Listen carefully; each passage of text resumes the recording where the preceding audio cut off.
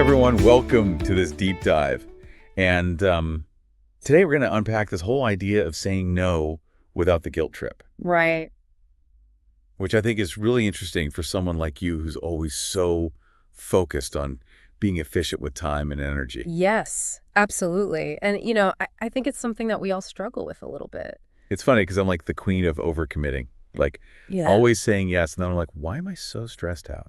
Yeah. And that's actually one of the things that this script that we're looking at today really highlights is that saying no isn't just about avoiding burnout. It's actually about creating space for what truly matters to you.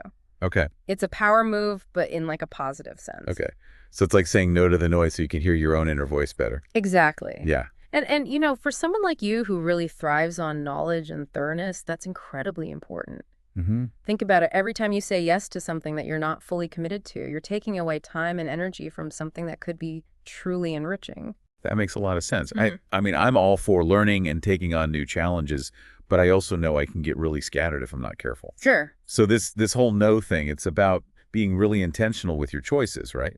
Precisely. Yeah. Yeah, the script even talks about how saying no can be an act of self-respect. Oh, It's about setting boundaries and honoring your own needs. I like that. But, let's be honest, it's not always easy. Right. That guilt monster can be a real party pooper. Oh, absolutely.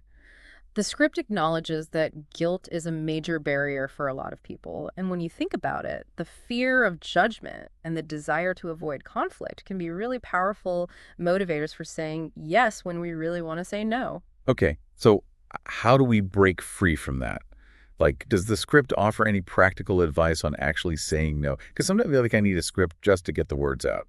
Well, it does have a few phrases that it offers, but beyond that, it's really about understanding the principles behind effective communication. Mm-hmm. So things like clarity, respect, and brevity are key. It doesn't have to be this long, drawn-out explanation. So less is more. Often, yes. Yeah. And this is where things get really interesting, especially for someone like you who values efficiency. Okay. Let's actually take a look at some of those phrases and see how they might fit into your everyday life.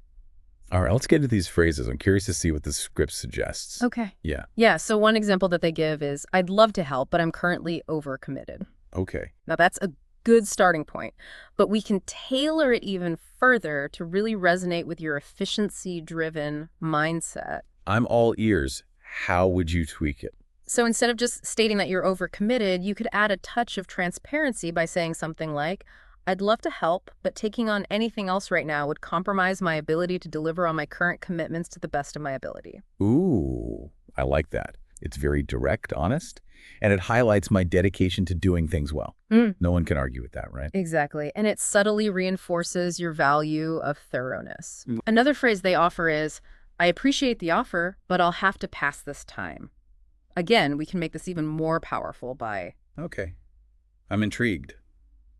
What's your take on that one? Think about your commitment to learning and growth. Okay. You could say something like, I appreciate the offer, but I'm currently focused on expanding my knowledge in, and then you would insert a specific area related to your goals. I want to ensure I'm giving my full attention to this pursuit. Wow, that's brilliant. It politely declines while also showcasing my dedication to self-improvement. Exactly. I feel like I'm leveling up my no game already. That's good. But what about those times when people push back? Right. They don't take no for an answer. Sure. I've definitely encountered those types, and it can be really uncomfortable to stand your ground. Oh, absolutely. Any tips on handling that gracefully? Yes, the script does agree with that. And it's not always smooth sailing, especially if you're dealing with someone who's persistent. Right. But it emphasizes the importance of calmly reiterating your boundaries. So, for instance, if someone keeps pressing you to take on a project you simply don't have bandwidth for, you could say, I understand you're looking for someone to handle this, and I truly wish I could help. But as I mentioned, my current commitments prevent me from taking on anything new right now. I see. So it's about being firm, but not confrontational. Right. Is there anything else we can learn from the script about dealing with those trickier situations? Yes. And this is a crucial point that I think often gets overlooked sometimes. When someone pushes back against our no, it triggers this deeper fear of missing out. Oh, that FOMO feeling. Yeah. I know that one all too well. Exactly. But here's the key insight. Saying no isn't about closing doors forever. Okay. It's about choosing which doors to open at any given time. So it's more about timing than anything else. Precisely. And that perspective shift can be incredibly empowering. Hmm. It's about recognizing that you have the right to choose what you focus on, and that saying no to something now doesn't necessarily mean you're saying no to it forever. Wow, that really changes things. I'm starting to see how this whole no concept goes far beyond just a simple word. Yeah. It's about aligning your actions with your goals Mm-hmm. and being intentional with your time and energy. It's like a mental decluttering exercise for your life. Exactly. And remember, building your no muscle takes practice. Okay. Start small, maybe decline that extra meeting that's not essential, or politely excuse yourself from a social commitment if you're feeling drained. Yeah. Little things like that can really make a difference. Yeah. And, it's funny how something as seemingly simple as saying no can have such a profound impact on our lives. Yeah. We've talked about avoiding burnout, setting boundaries, and really aligning our actions with our goals. And it all comes back to this one little word. Yeah. It's kind of amazing, right? It is remarkable, and what's particularly fascinating, I think, is the connection between saying no and this idea of efficiency that you value so much. Right. The more you say no to the things that don't truly matter, the more time and energy you free up for those things that do. It's like decluttering your schedule, your mind, even your to-do list. You create that space for the things that really fuel your passion and drive your growth. Precisely. And as you become more comfortable with saying no, you likely find that the guilt diminishes and a sense of empowerment takes its place. That's a feeling I can definitely get behind. Yeah. It's like you're taking control of the narrative of your own life. Exactly. And with that in mind, I'd like to leave you with this thought. What is one thing you can say no to today to create space for something more meaningful? That's a powerful question.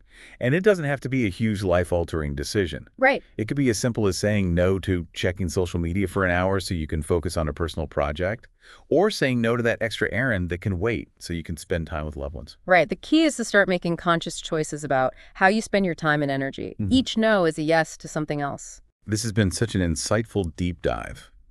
I feel like I have a whole new perspective on the power of no.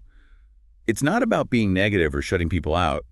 It's about prioritizing what truly matters and making space for the things that light us up. And remember, it's a journey, not a destination. Mhm. Building your no muscle takes practice, but the rewards are well worth the effort.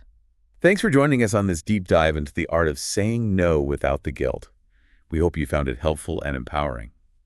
Until next time, keep learning, keep growing, and keep saying yes to the things that bring you joy. Little things like that can really add up, you know? Yeah, and it's funny how something as small as just saying no can have like such a big impact on your life. Right. And, we've talked about avoiding that burnout, setting those boundaries, and making your actions match your goals. And it all comes back to this one word. It's kind of wild, isn't it? It really is. And what I think is so interesting is the connection between saying no and how efficient you are, which is something that's important to you. The more you say no to things that aren't important, the more time and energy you have for things that are... You're decluttering your schedule, your mind, your to-do list. Yeah. You create the space for the things you really want. Exactly. And as you get better at saying no, that guilt goes away and you start to feel more in control. I definitely like that. Yeah. It's like you are the one in charge of your life. Exactly. So to wrap up, I want you to think about this. What's one thing you can say no to today to make room for something better? Ooh, that's a good question. And it doesn't have to be something huge. Right. It could be something small, like saying no to social media for an hour so you can work in your own project, or skipping that extra errand to spend time with your family. The important thing is that you decide how you spend your time and energy. Mhm. Each no is a yes to something else. This has been such a cool deep dive. My whole view on the power of no has changed. It's not about being negative or pushing people away. It's about what really matters and having space for those things that make you happy. Absolutely. And remember, it's not about being perfect at it. It's about getting better over time. Yeah. It takes practice, but it's worth it. Thanks for joining us on this deep dive into saying no without feeling guilty. We hope it was helpful and that you feel empowered. Until next time, keep learning, keep growing, and keep saying yes to the things that bring you joy. Until next time, keep practicing and stay confident.